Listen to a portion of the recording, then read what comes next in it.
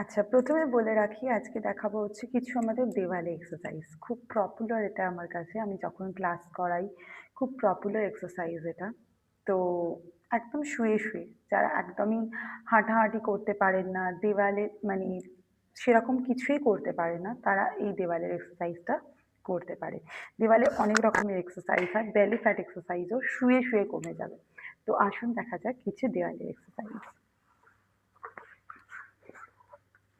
সবার কাছেই এরকম দেওয়াল বা একটা উঁচু কিছু জায়গা নিয়ে নেবেন এবং ধীরে ধীরে পাটাকে এখানে হোল্ড করবেন। First 10 second.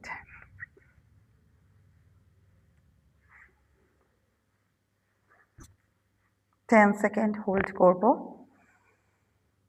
1 2 পুরো ব্লাড সার্কুলেশনটা আমার আপার বডির দিকে চলে আসবে, ততক্ষণ অবধি হোল্ড করতে হবে।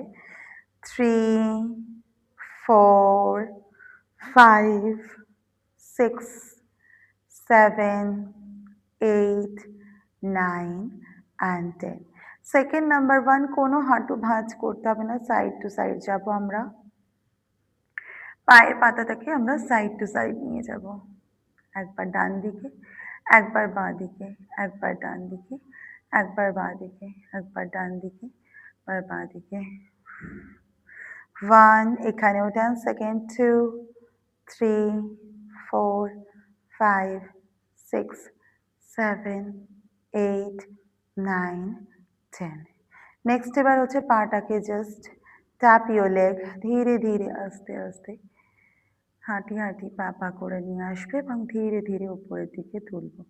খুবই সিম্পল এগুলো এক্সারসাইজ, কিন্তু প্রচণ্ড এফেক্টিভ।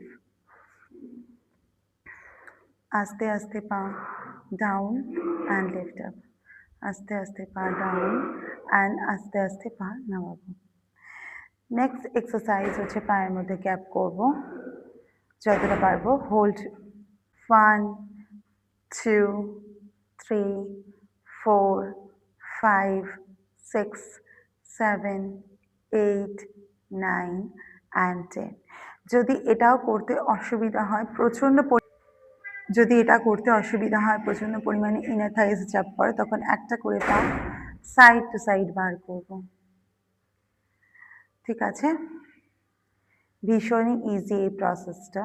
1 2 3 4 5 6 7 8